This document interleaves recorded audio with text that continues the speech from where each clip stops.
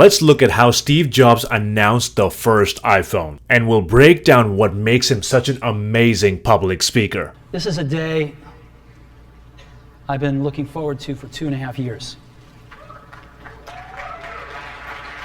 In the first sentence, he sets up some intrigue. He gets you excited and eager to figure out what is he going to talk about. And then he leaves time for a pause for the audience to really reflect on what he just said. And this builds anticipation. And I want you to focus on how relaxed he looks on stage. Every once in a while, a revolutionary product comes along that changes everything.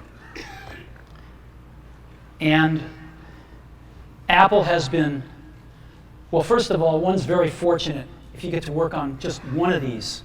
He's playing up the importance of what he's about to talk about. Notice the pauses between his sentences. He says a sentence, then he pauses, then another, then he pauses. There's this eloquence to the way he speaks because of that. Apple's been very fortunate. It's been able to introduce a few of these. All good speakers do this. They start with a story, and here he's telling you the story of Apple. The world. In 1984, we introduced the Macintosh. It didn't just change Apple, it changed the whole computer industry. Leaves time for the audience to respond instead of speeding right through it. We introduced the first iPod. And it didn't just change the way we all listen to music. It changed the entire music industry. The entire music industry. The way he says it, it sounds like it's a matter of fact. This is what makes him sound so confident. Today, we're introducing 3 revolutionary products of this class. The first one.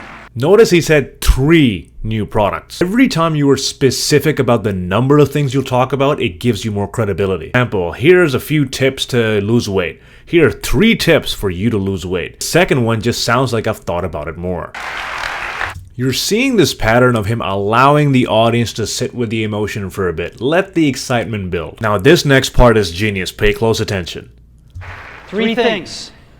A widescreen iPod with touch controls, a revolutionary mobile phone, and a breakthrough internet communications device. The rule of 3 is talking about 3 things, because it's easier for us to remember. An iPod, a phone,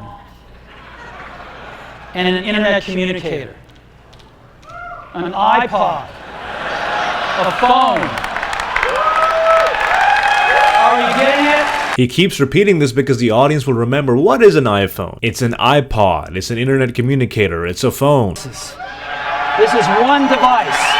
He's taking the expectations of the industry and the audience and he's shattering it. Again, building up that anticipation.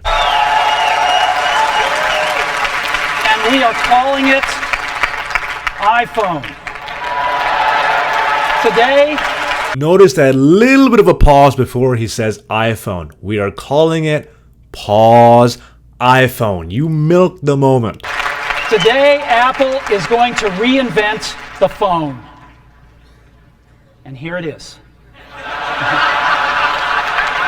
Subverting audience expectations. People expect you to go a certain way because you've just announced the iPhone, and now he shows this picture. So clearly there is room for humor even in an Apple presentation. So what can we learn from the way Steve Jobs speaks? He takes his pauses. He's very nice and relaxed on stage. He talks with conviction like he knows inside out the subject matter. He builds anticipation. He's a little bit cheeky at times. And he's not afraid to add humor in his presentation. It's so easy to make this a very logical, factual, we have this features, those features, and of course to talk about it later, but you have to make it conversational. You have to make it sound like one person is just talking to another person, as opposed to, we are proud at Apple to announce this revolutionary new...